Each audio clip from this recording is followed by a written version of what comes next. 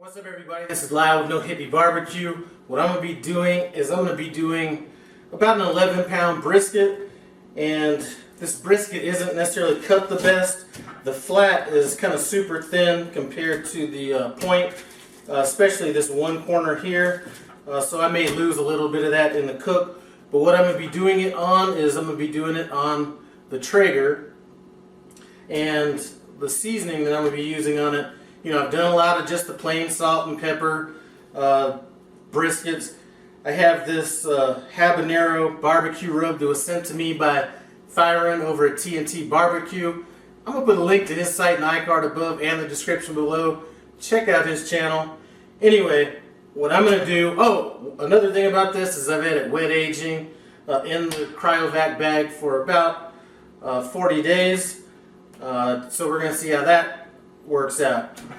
Looks like it's trimmed pretty well right now. What I'm going to do is just kind of clean it up a little bit and get this seasoned up. It's about 2 o'clock in the afternoon. I'm probably going to throw it on the smoker about 3 o'clock, 2 or 3 o'clock tomorrow morning. It was trimmed pretty good, so there's really no need for me to show you how to trim it or the seasoning.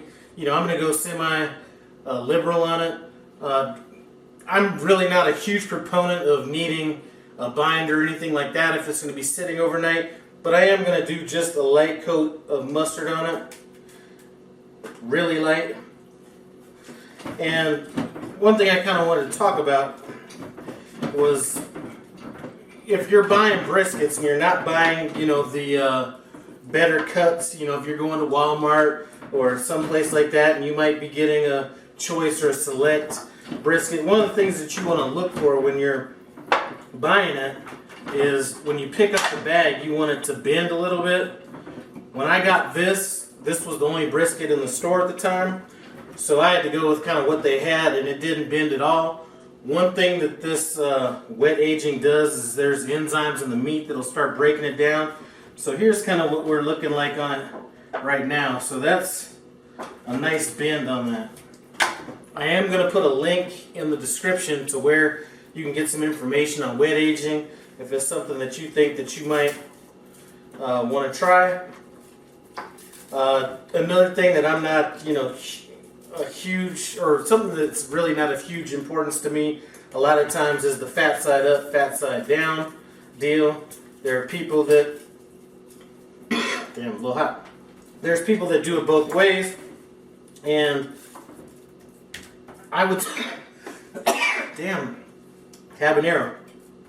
One thing I will tell you is if you are using a Traeger, the heat comes up from the bottom, and it comes up from the bottom pretty hot. So I always put, I've only done 3 briskets, but the 3 briskets I've done on the Traeger, I put the fat side down on it, and you can almost see the fat kind of almost sizzling, no matter what temperature you have it on.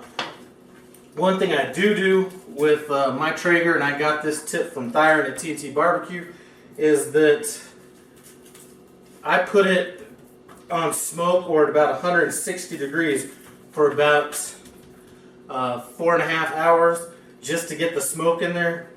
And a lot of people don't like using mesquite wood, but that is a pretty strong wood, and that is something I'd suggest in a pellet smoker, because a lot of pellet smokers aren't going to give you the same kind of smoke that you would get from an offset smoker or even a Weber Smoky Mountain. So those are 2 tips on that Traeger. One, keep it real low, like 160-ish degrees for the first 4.5 hours, somewhere in that neighborhood. Then you're going to pump it back up to like that 225, 250 area, or whatever temperature you want to cook it at once the smoke is in there. Now, one thing I've identified on this, and it's something that you want to kind of look at before you actually season it or throw it on the smoker, is you want to identify which way the grains are running. So what I've done is I've looked at that on both sides, so I know that on the point or on the flat, I'm going to want to cut from, so that the point is on this side, and the thickest part of the point is on the top. The flat, dang, some habanero-y stuff. So the opposite side of the thick end of the point is where I'm going to start cutting this way on it. So we got this all rubbed down. This is going to go in the refrigerator until, you know, probably 12 hours. We're going to get it on the smoker. So next time you see me, we'll be out at that Traeger early in the morning. 3:14 in the morning. I went ahead and started that Traeger up just to get that warm. Here's kind of what our brisket's looking like. The fat side is down, so all I need to do is lift it out of here onto the grates and we are good to go. Get this brisket on the smoker. Now what I'm using as far as pellets, I'm going with the mesquite pellets, and I'm going to start spraying this thing down probably once an hour after it goes for about 3 hours. Like I said, we're going to be on the lowest setting, about 160 degrees on this for the first 3 hours. We're just under 4 hours on low. I just turned it up to high, and we are going to finish, not high, but medium, which is going to put us about 250, 260 degrees. And we are going to go ahead and roll with this till we get to about 155. Then we're going to wrap it real tight and throw it back on. Uh oh, I think Penny wants to say hi, or Frankie. What's going on, Frankie?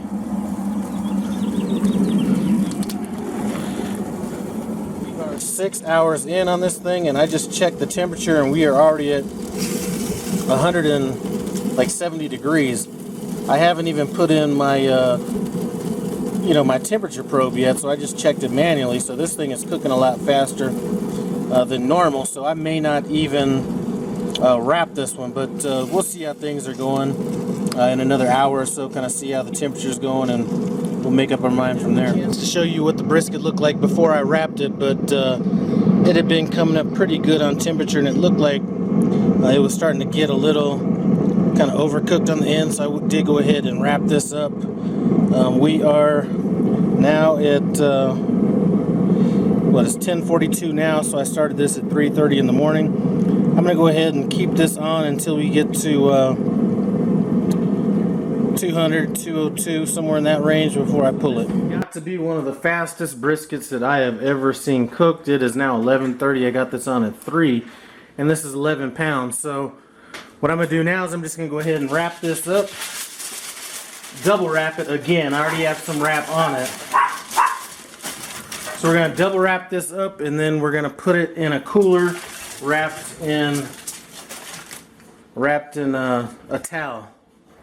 You know what I mean? I'm not even going to lie. I'm going to throw it in a cooler with some raggedy ass sweatpants. So they're going to sit there this is going to sit there for about another 2 hours before we cut into it, and then we'll see kind of how this came out. So we are 12 hours in on this brisket. It's rested for 2 hours. I've touched this foil and it's still kind of hot after sitting in that cooler for 2 hours. What I'm going to do now is I'm just going to go ahead and unwrap this and just throw it in a pan right quick and probably cut it in about another 15-20 minutes. Cut this brisket kind of in a smaller piece just to make it a little easier to cut. So let's cut into it and see kind of what we're looking at. And I'm going to be going for about yay thick. So there we go. Let's go ahead. You know what? That looks like a good brisket to me. Has a lot of flexibility to it. Which way is yours? I think I'd rather do the loopy on the Yeah, that's what we're talking about right there. Anyway, I'm going to pull this camera back and kind of give you my thoughts on this concept, the Traeger, and all those things.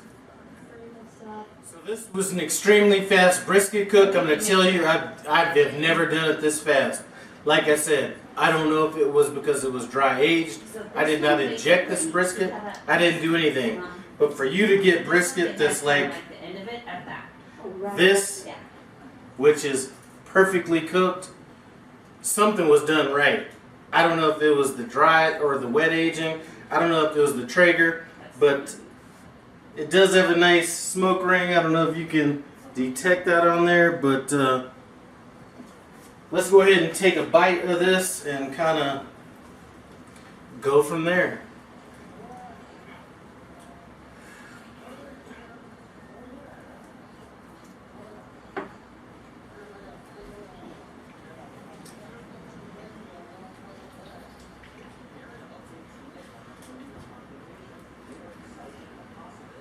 Great flavor. You can't go wrong with this. The brisket cooked that fast. Everything in this is like on point. So, things to take away from this. Fat side down if you're cooking on a Traeger. Doesn't matter whatever else you're cooking on, possibly. But on a Traeger pellet cooker, fat side down. Try out this wet aging. Maybe that has something to do with it. I don't know. But this is an exceptional brisket. Thanks for stopping by No Hippie Barbecue. Comment, subscribe, and I'm out.